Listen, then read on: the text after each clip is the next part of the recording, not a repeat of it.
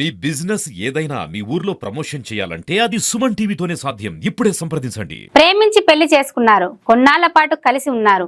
అంతలోనే ప్రేమించిన వ్యక్తి తన ఇంటికి వెళ్లిపోయాడు. తన భర్తను తనతో పంపాలంటూ ఆ ప్రేమికురాలు భర్త ఇంటి వద్ద బైఠాయించింది. ఈ ఘటన శ్రీ సత్యసాయి జిల్లాలోని తాడిమర్రి మండల కేంద్రంలో చోటు చేసుకుంది.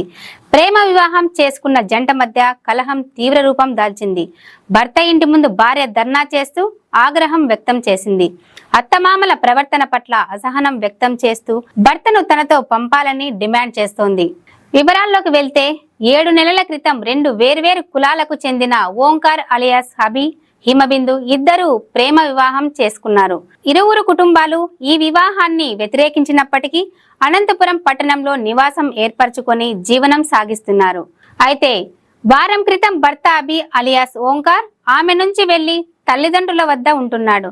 సమాచారం తెలుసుకున్న హిమబిందు తాడిమర్రి గ్రామానికి చేరుకుని భర్త ఇంటి ముందు ధర్నాకు దిగింది.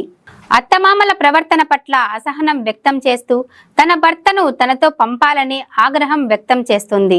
ప్రస్తుతం ఈ ఘటన తాడిమర్రి పట్టణంలో చర్చనీయాంశంగా మారింది. కుటుంబ వివాదం ఏ మేరకు పరిష్కారం అవుతుందో చూడాలి.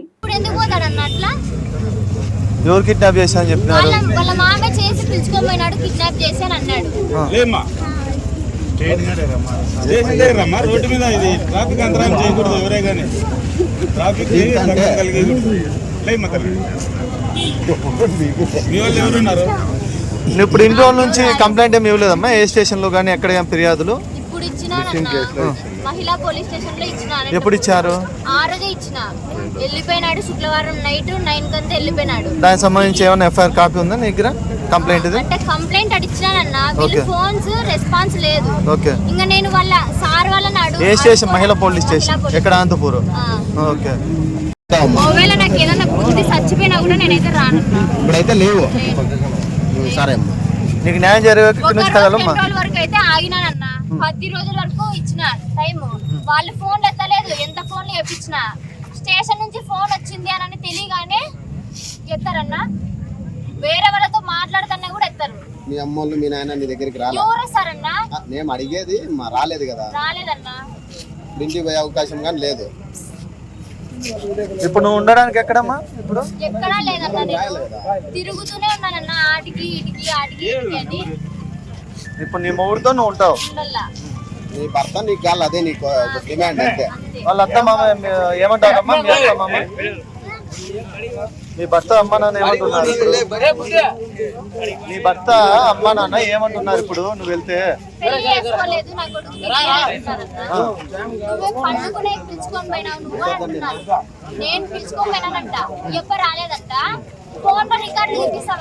సెల్ ఫోటో చూపిమ్మా. ఫోటోస్ లేవా? ఫోటోస్ ఉంటాయి కదా మీకంటే ఆధారాలు. గుడి దగ్గర చేసుకున్నామన్నా. ఆడ ఎవరు లేరు. ఆడ రూమ్ దగ్గర రూమ్ తీసుకున్నాడు.